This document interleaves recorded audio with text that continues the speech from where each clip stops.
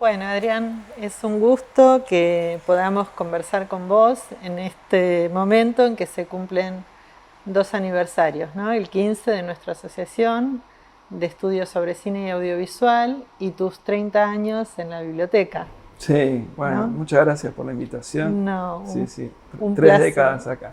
3 décadas acá, bueno, ya como director de esta biblioteca. Una de las primeras cosas que nos gustaría preguntarte es que nos hagas, por favor, una síntesis de tu vinculación como integrante de la biblioteca, ¿no? Y en tu rol de director con nuestra asociación. Cómo se gestó ese vínculo y cómo fue creciendo también.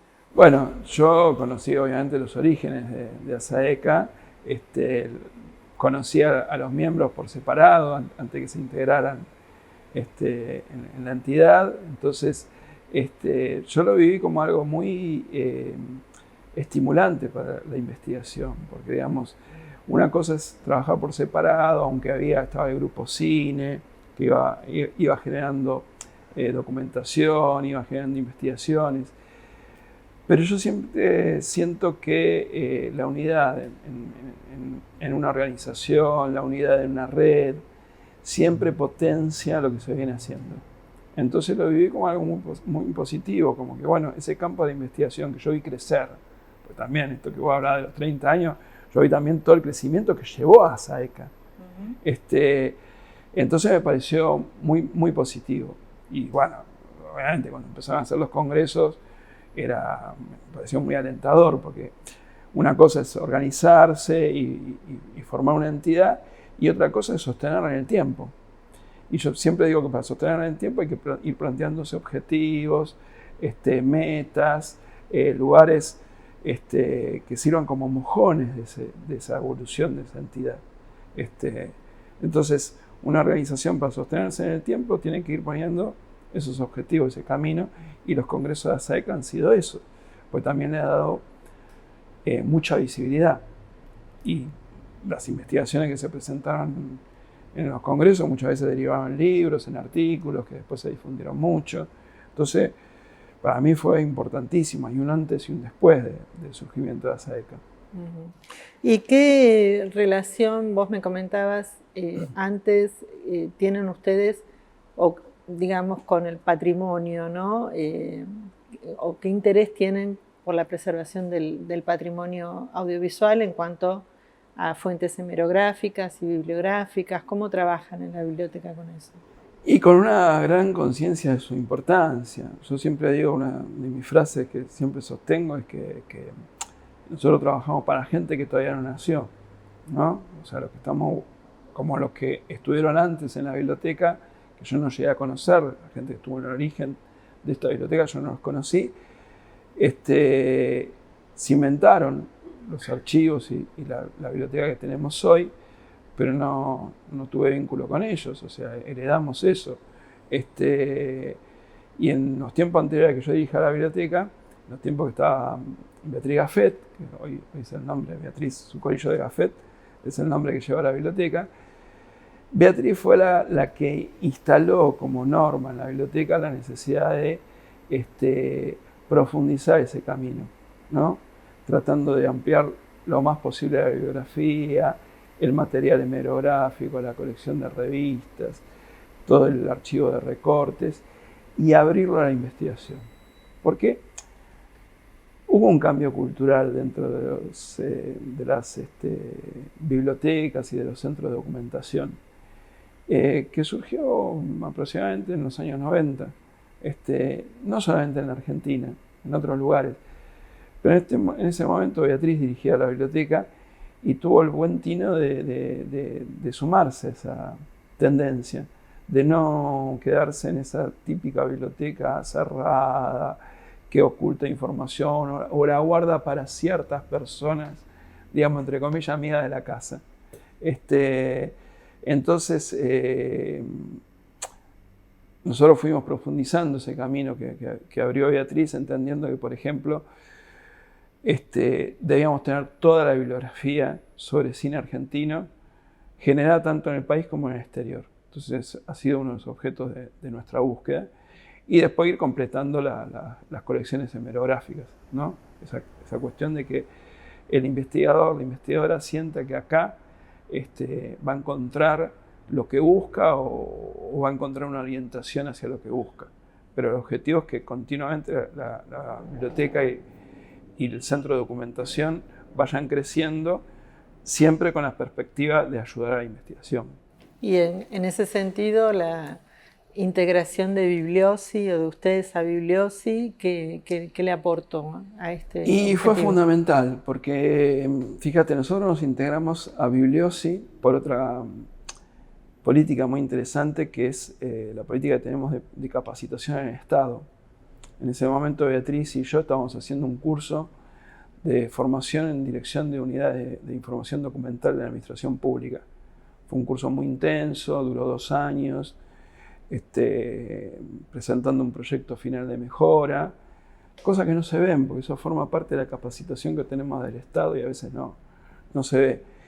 En el marco de esa capacitación nosotros nos ponemos en contacto con Cinemateca Uruguaya, buscando alguna recomendación de bibliografía sobre el tema que estábamos tratando, y Eduardo Correa, que era entonces el bibliotecario de Cinemateca Uruguaya, nos invita a formar parte de Bibliosi. Y ahí se nos abrió todo el mundo, porque era integrarnos en una red iberoamericana, en ese tiempo latinoamericana era una red latinoamericana de bibliotecas de cine. En general, pertenecientes a cinematecas, y después había casos que no eran pertenecientes a Cinemateca, como el Museo de la Zarzagal de San Pablo, o nosotros, que pertenecemos a un instituto de cine.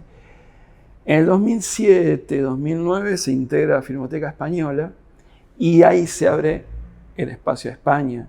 Después se suma la Filmoteca Valenciana, la Filmoteca de Cataluña, y eso ha hecho que la red sea muy grande en extensión territorial. Nosotros decimos que es una gran biblioteca de cine con diferentes puntos de entrada, que está en Argentina, en Chile, en México, Brasil, Colombia, Venezuela, Uruguay, obvio, Bolivia, Ecuador, todos los países que integran Bibliosi son puntos de entrada de esa gran biblioteca cinematográfica. Y también se cruza eso con una vocación que nosotros ya veníamos teniendo. Nosotros en el 94 formamos parte del grupo fundador de la red Vitruvio, la red de bibliotecas sobre imagen y arquitectura. Obviamente nosotros nos sumamos por el lado de imagen que se crea en FADU.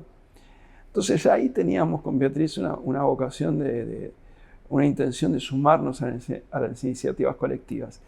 Pero a medida que vamos desarrollando eso, la integración en redes, vamos descubriendo que lo que para nosotros en principio era una intuición, saber que el trabajo colaborativo iba a ser beneficioso, esa intuición se convierte en realidad, porque realmente mejoramos con el trabajo en red. Por ejemplo, en el caso de Bibliosi, ampliamos enormemente nuestra bibliografía sobre cine iberoamericano, recibiendo material de España y el resto de los países hermanos de América Latina, pero a la vez nosotros enviamos mucha bibliografía argentina a esas otras bibliotecas.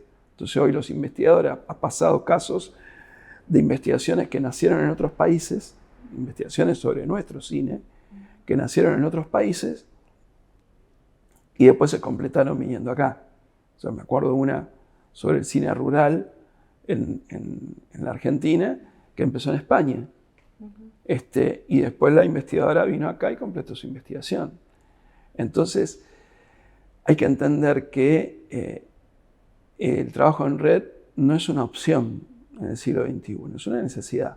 No puede no trabajarse en red con las otras bibliotecas de cine, por eso desarrollamos en Bibliosi el catálogo colectivo, y ya estamos elaborando, este año va a ser la profundización del trabajo del tesauro de escritores temáticos comunes para toda Iberoamérica.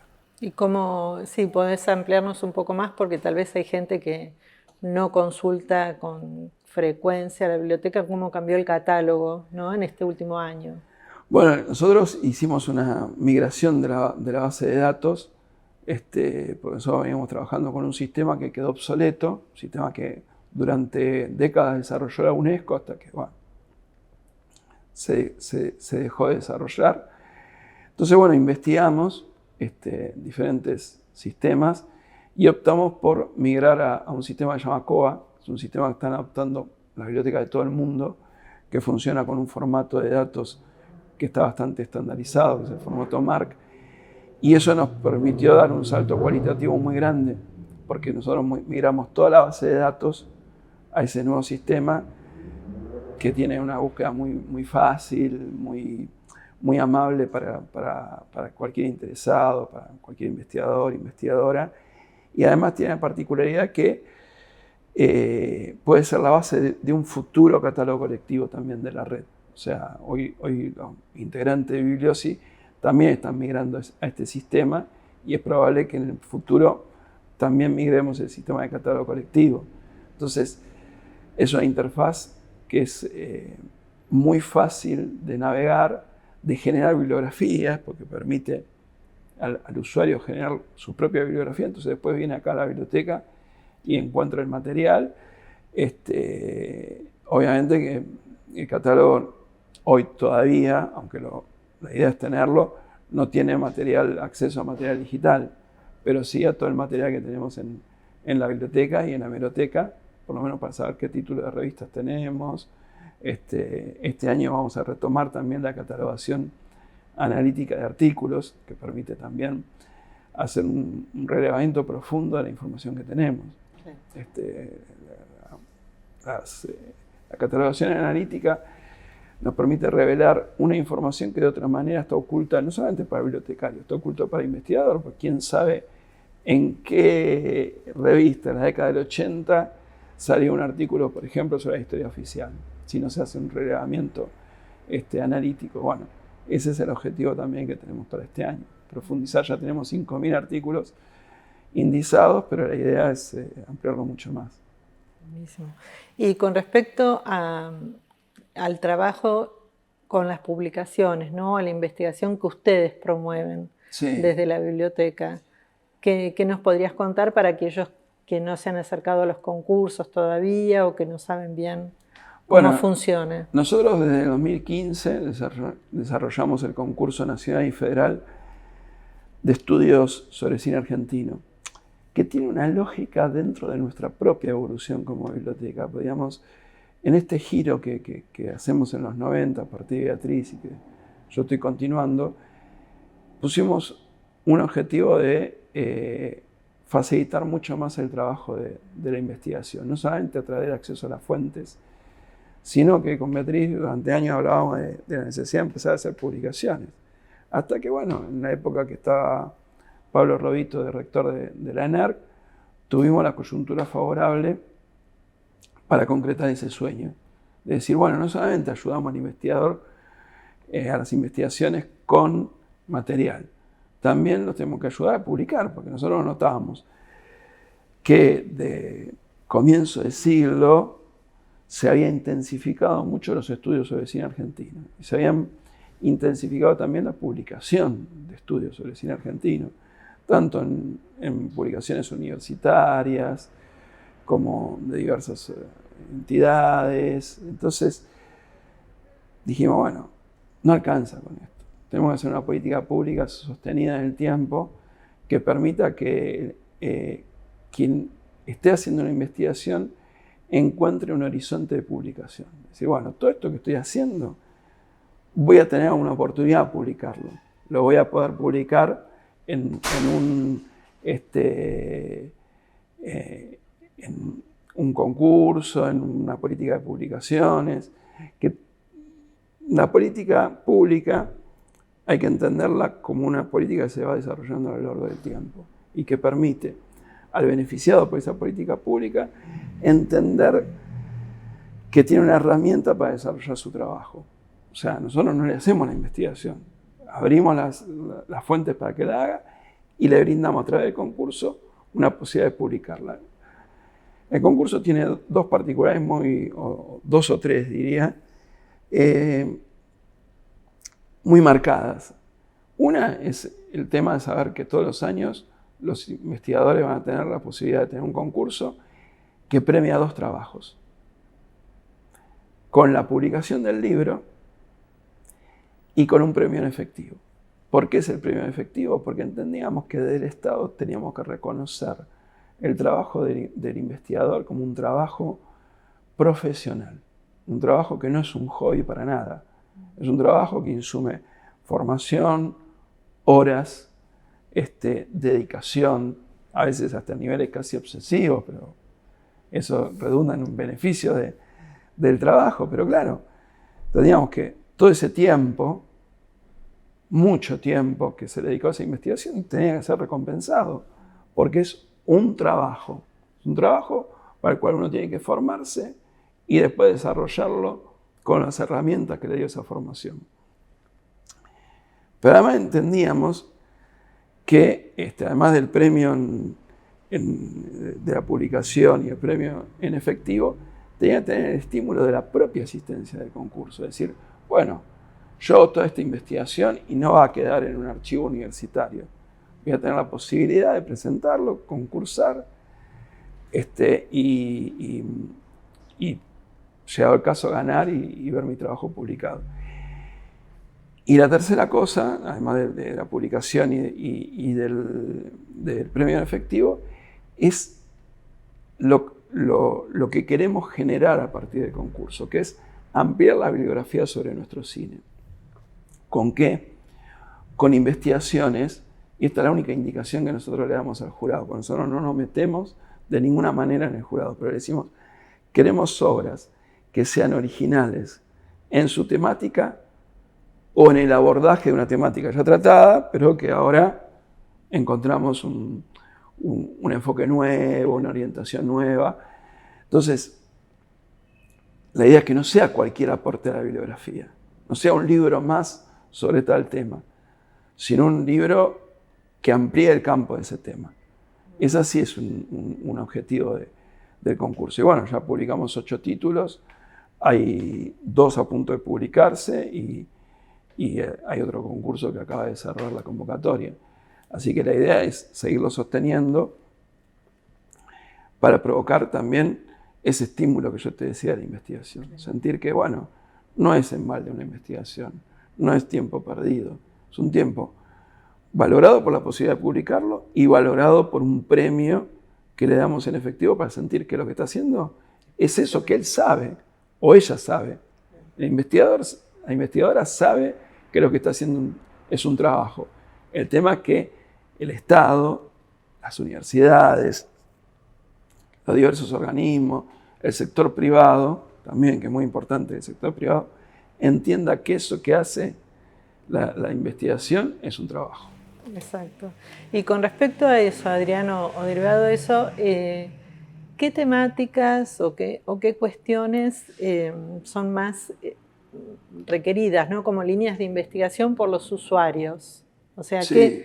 ¿qué para un investigador que está, digamos, optando por plantearse algún tema de investigación, alguna pregunta de investigación, ¿dónde sentís vos que están las vacancias con respecto a los temas que más te consultan o que se podrían investigar? Es que, digamos,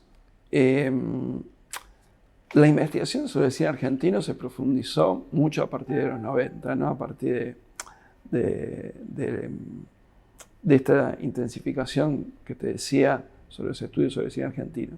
Pero obviamente no se han cubierto todos los temas.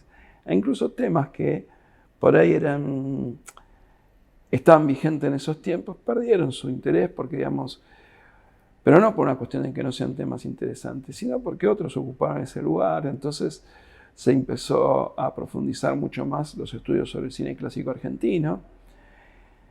Con una razón lógica, empezaron a aparecer más fuentes, empezaron a aparecer en las bibliotecas y en los centros de documentación muchas publicaciones periódicas que antes no estaban disponibles. Entonces hay una razón lógica. Pero eso también hizo que hay muchos temas que a veces incluso hasta son más investigados en el extranjero que acá. Por ejemplo. Y por ejemplo, yo digo siempre que los estudios sobre el cine político argentino, si bien se hicieron muchos acá, hay muchos en el exterior. El director más estudiado, sin dudas, en la experiencia de estos 30 años, es Solanas, que vienen de todo el mundo a buscar sobre Solanas. Y quizás se lo ha investigado mucho por el tema del cine político de los 60 y los 70 y poco el cine ficcional de él, de los 80. Después directores que eran muy famosos hace años, hoy perdieron notoriedad en los estudios, como es el caso de Torre Nilsson. Torre Nilsson, que además tipo que combatió la censura, en su momento fue uno de los directores más reconocidos del cine argentino. Hoy casi no se hacen estudios sobre la filmografía de Torre Nilsson. Entonces, hay muchísimos temas por investigar, porque además, compañero y amigo nuestro, compañero acá de la biblioteca, que es Lucio Mahfoud, él siempre dice, y vos a veces tirás de un dato y tirando ese dato te lleva a otra cosa. Y eso es lo que tenemos que entender, lo que hay que entender desde el campo de investigación. Se ha investigado mucho, han surgido muchísimos estudios en estos últimos 20 años, pero queda muchísimo por investigar. Yo digo que, haciendo un cálculo sin ningún tipo de fundamento más intuitivo, como les decía antes, que certero, y yo creo que habíamos investigado un 20, un 30% del cine argentino. Hay muchísimo de cine argentino por trabajar. Por ejemplo, un tema que ahora están empezando a investigarse más, el tema del vínculo del cineclubismo con el ámbito de la realización, el tema del cine publicitario, que de alguna manera fue la escuela del cine de muchos cineastas, como Puenzo, Yusit, muchos directores, el mismo Solanas. Sí. Entonces hay muchísimo para investigar sobre nuestro cine, y las fuentes cada vez están apareciendo más, porque además se están visibilizando más. Ahora, lamentablemente, este tema del acceso a las fuentes bibliográficas, y especialmente a las hemerográficas, a las fuentes documentales, no está acompañado por el acceso a los documentos primarios, o sea, las películas. Incluso hace poco bajaron una página web que tenía mucho cine argentino, y bueno, ahí sí hay un retroceso. Pero en el campo de lo que son, me gustó, el año pasado estuve en Brasil y tenían una terminología muy interesante para lo que tenemos en las bibliotecas y en los centros documentales. Decían materiales correlativos a las películas. O sea, la traducción sería eso. Lo relativo, claro, no es la película en sí, pero es todo lo que acompañó esa película en el momento del estreno. Es más, muchas veces los documentos que nosotros tenemos acá dan testimonio de películas que se perdieron, que no hay forma de revisar. Entonces, en ese sentido, yo creo que los centros documentales y las bibliotecas venimos continuando un trabajo de hace años y lo venimos profundizando. Pero falta que a eso lo acompañe las políticas que traten sobre el documento audiovisual en sí, ¿no? Sí, nuestra cinemateca tan postergada, ¿no? Fundamental. Y con respecto, digamos, a esta cuestión, ¿cómo pensás vos, ¿no? A futuro, en el futuro próximo, ¿cómo te proyectás con respecto a la misión de la biblioteca, de las posibilidades de la biblioteca para poder cumplimentar, ¿no? Con esta... Mira, nosotros partimos de la base de que nunca está el objetivo cumplido, digamos. Siempre nos proponemos, porque además los propios cambios coyunturales, los propios cambios en el consumo, te van haciendo profundizar o cambiar algo, modificar algo. Pero digamos, yo creo que vamos hacia un modelo mixto en el tema de bibliotecas, donde se va a trabajar en papel y en digital. Entonces hay que pensarlo de esa manera, con algo que atraviesa todo.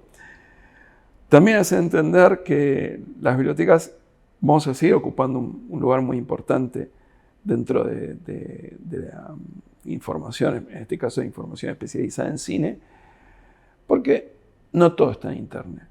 Hay cuestiones que solamente se pueden resolver. Por ejemplo, este año nosotros, el año pasado, en realidad, 2023, empezamos a profundizar todo el tema de streaming, todo el tema de la evolución de las plataformas en Argentina y de las series que se van estrenando. La evolución justamente del streaming solamente se puede visualizar o entender en un archivo. Si yo me siento en internet y quiero ver cómo evoluciona Netflix en Argentina, no hay forma de reconstruir ese camino porque internet por su propia estructura no tiene secuencialidad histórica. No puedo reconstruir cuál fue los primeros artículos que salieron sobre Netflix en Argentina. En el archivo que nosotros formamos, sí. Incluso hay un artículo que dice, va a venir una plataforma de videos, que en ese tiempo era distribución de videos. Bueno, se llama Netflix, cuando nadie conocía, ¿no? Un artículo creo que de 2010, por ahí. Entonces los archivos y la biblioteca tienen ese valor, que tienen material que no está en internet, libros que no están en internet, artículos que no están en la web. Entonces, tiene esa importancia. Después muchos te dicen, y bueno, pero en algún momento se va a digitalizar todo. Se va a digitalizar todo si negociás con los dueños de los derechos de cada libro. No es tan fácil digitalizar todo y ponerlo en la web. Entonces, creo sí que vamos a un modelo mixto, que ninguno va a desplazar al otro, sino que van a convivir, pero hay que estar a la altura de eso. Profundizando el catálogo, profundizando la indización, profundizando también la accesibilidad tanto al documento en papel como al documento en digital. Pero creo que, y después obviamente intensificando la colaboración con otras bibliotecas.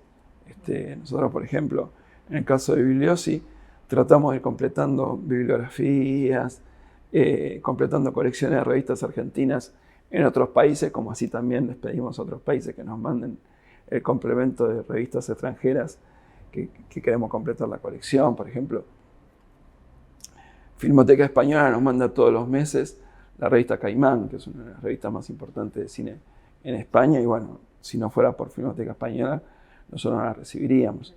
Pero entiendo que sí, que tenemos que ahondar en ese camino de lo que venimos haciendo, pero bueno, a todos los tiempos, pero con el pensamiento de que siempre hay algo por hacer. O sea, si nosotros nos quedamos y pensamos que ya logramos un objetivo, que tenemos un buen vínculo con el campo de investigación, tenemos una buena colección de libros, de revistas, estaríamos equivocándonos. Porque lo que nos llevó acá fue el cambio continuo. Entonces tenemos que continuar con ese cambio continuo.